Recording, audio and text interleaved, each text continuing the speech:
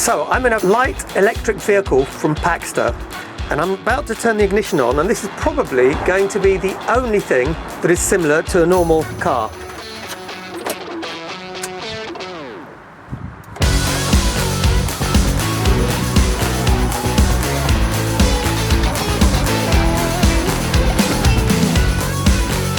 Acceleration is really quite incredible for this vehicle. A little bit like a motorcycle, but in a way different. Pretty stable. And actually, this is, I think even a child could do this pretty easily. So here we are at VDL head office. Look forward to seeing you inside in a moment. So I'm at the nerve center of VDL right now. It's based in the Brainport region of Eindhoven, where all this super stuff happens. There's some really cool tech in this room with me. So first of all, the big piece of equipment you can see now is actually part of a much larger piece of machinery that produces industrial chips worldwide. You've got medical equipment, you've got food tech equipment, you've got automotive, and it's not just the cars that you can see, but it's also buses. And then you've got Infratech. And finally, perhaps most important, you've got all the robots that are there to actually make all of this possible. Really exciting to see all of this in one place at VDL head office. Marek. Good to see you, Ed. Very great to see you. Good having you here in Eindhoven with the VDL headquarters, the high-tech hotspot of the Netherlands. We're here about talking about the last mile in parcel delivery. So can you talk a bit what you see in the market, what's going on, what trends are emerging at this moment? Everybody knows that e-commerce is a big deal. You know, you just need to mention names like Amazon, Alibaba, Bol.com in your part of the world. And you know, there's been a real explosion. COVID made it happen even faster. And now we're getting a new generation, I'd say, of re-commerce customers. What's that exactly? So re-commerce is second life used items. Companies like Vinted, OLX, eBay are really heavily involved in that space.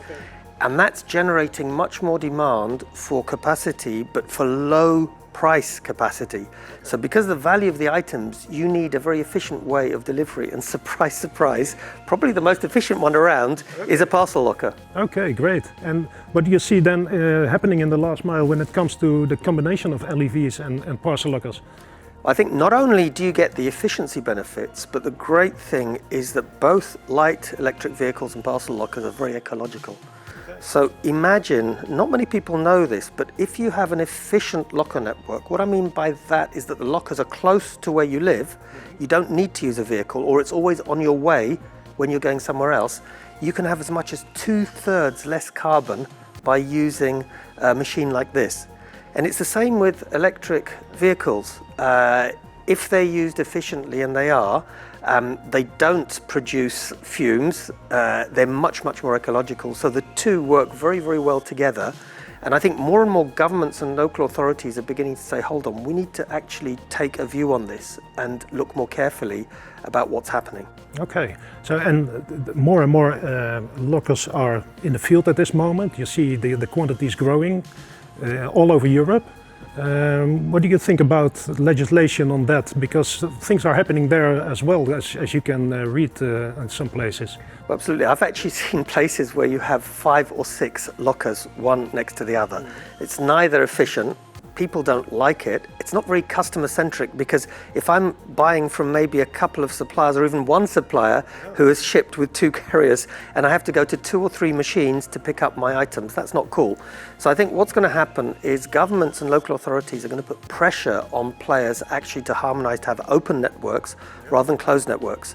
So companies that are able to offer white label, open solutions like the one Scipio has are going to have an advantage for the future. Okay, that's good to hear. So tell me something, looking at this machine, what would you say are the biggest advantages, what differentiates it to others? Perhaps it's not only the machine, but the fact that we are a part of the VDL company makes us a really big player. And VDL's pretty big, isn't it? It's a very big company. It's over 100 companies worldwide. And I have about 15,000 colleagues in the field everywhere. And the lockers are part of what we do, but the thing is we as CPO are more like a startup because we originated from the software and from the electronics that is running this machine. And that really differentiates us because we're very close up to the customer. We got a rating of 9.7 out of 10 from our customers using the CPO box. They were so satisfied with us responding quickly when there were troubles. We're doing camera footage for security purposes. We have double-breasted doors. I think we quite stand out when it comes to product quality, but also to customer service. And I remember you mentioned also that because of the wider group connectivity, you've got pretty good service capability throughout Europe. Yes, we have service throughout Europe. We have employees in almost every country in the EU. That's great. So that's really good news because at the end of the day, the machine is about the capacity, but it's also about the fact that the customer must like it. There's something else you mentioned to me about which I found really cool because I've not seen it anywhere before, that a courier, if they want to access a machine in a closed space, so for example, in a residential area, that part of your software actually means that not only can the courier access the cell in the machine, but they can get into the building. Yeah, we have a concept that's named Access and Parcels. We're also joining in the Innovation Awards for that, and which means that the courier can scan the parcel at the front door, just like it does on the machine. But we can open the front door, the closed front door with that, only once. He cannot copy the barcode to use it again later on or to send it to a false friend of his. So it's a one-time use, one-time access to the entrance of an apartment building and get his parcel delivered to the box. Wow, that's really, really cool. Yes, we think so too. Let's talk a bit about the Paxter vehicle because I was reading up on it and I have to say that I do have a sneak preview because my friends at Posten Noria, I think, are one of the key customers, and what they shared with me was the fact that actually, you know, looking at it, it has no doors. That gives a lot of efficiency. Yeah. People can just basically jump in and jump out. The first thing is you say the thing has no doors. Why would this be a great machine? But I think you've just pointed it out, yeah. Well, the other thing that the guys from Paxter told me, which surprised me, because I'd have thought that no doors, Norway, for example, in the Nordics gets pretty cold. But actually what happened, because of the fact that the temperature remains stable, whether it's summer or winter, people actually are a lot fitter. They don't get colds related to temperature change. Yes.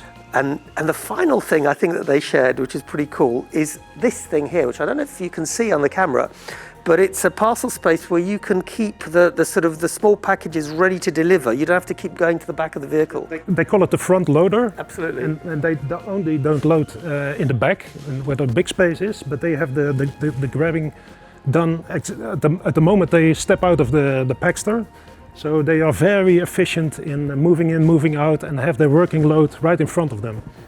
Absolutely. So I think there's some really great kit here. It was really great talking today. We covered some really cool things, but even more importantly, we're going to be at Post Expo at booth 11408, and you get a chance to see all of this equipment, to take part in a last mile challenge, and maybe beat me and get a super cool prize. So looking forward to seeing you in Amsterdam at Parcel and Post Expo this year. See you there.